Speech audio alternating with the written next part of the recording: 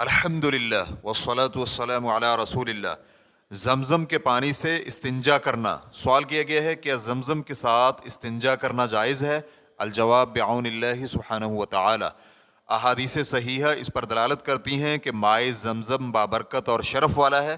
صحیح مسلم میں ہے کہ نبی علیہ الصلاۃ والسلام نے زمزم کے بارے میں فرمایا، بلا شبہ یہ بابرکت اور کھانے والے کے لیے کھانا بھی ہے۔ صحیح مسلم حدیث نمبر 2473۔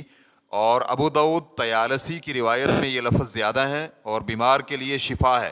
اور ابو داؤد طیالسی جلد نمبر 1 صفحہ نمبر 364، اور اس کی سند جید ہے۔ تو اس طرح یہ صحیح حدیث مائع زمزم کی فضیلت و برکت پر دلالت کرتی ہے، اور یہ کہ زمزم کھانا اور بیمار کے لیے شفا بھی ہے۔ تو سنت طریقہ تو یہ ہے کہ اسے پیا جائے جس طرح کہ نبی علیہ الصلاۃ والسلام نے بھی پیا ہے۔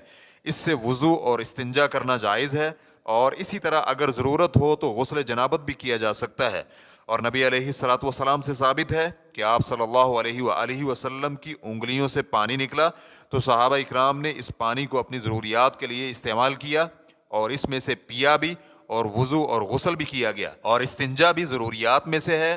تو یہ سب کچھ فی الواقع ہوا تھا۔ اور زمزم اگرچہ اس پانی کی طرح نہیں جو کہ نبی علیہ الصلاۃ والسلام کی انگلیوں سے نکلا تھا، اور نہ ہی اس سے افضل ہے، تو اس طرح یہ دونوں پانی بابرکت اور شرف کے مالک ہیں۔ تو جب نبی علیہ الصلاۃ والسلام کی انگلیوں سے نکلنے والے پانی کے ساتھ وضو اور استنجا اور غسل کرنا اور کپڑے دھونا جائز ہوا، تو اسی طرح زمزم سے بھی جائز ہوا۔ بہرحال یہ زمزم پاکیزہ اور طیب ہے، اسے پینا مستحب ہے، اور اس میں کوئی حرج نہیں کہ اس سے وضو بھی کر لیا جائے، اور نہ ہی اس میں کوئی حرج ہے کہ اس سے کپڑے وغیرہ دھوئے جائیں۔ اور اسی طرح اگر ضرورت پڑے تو استنجا کرنے میں بھی کوئی حرج نہیں ہے، جس طرح کہ اس سے قبل بھی بیان ہو چکا ہے۔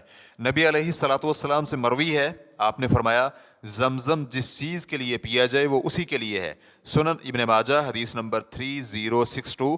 اس سند میں ضعف ہے، لیکن اوپر والی حدیث اس کی شاہد ہے۔ ریفرنس کے لیے دیکھیے مجموع فتاوی و مقالات متنوعہ للشیخ ابن باز جلد نمبر 10 صفحہ نمبر 27۔ واللہ تعالی اعلم۔ اسلام QA ریکارڈنگز مؤسسۃ الشیخ محمد صالح المنجد، المملکۃ العربیہ السعودیہ، فتویٰ نمبر 26330۔ والسلام علیکم ورحمۃ اللہ وبرکاتہ۔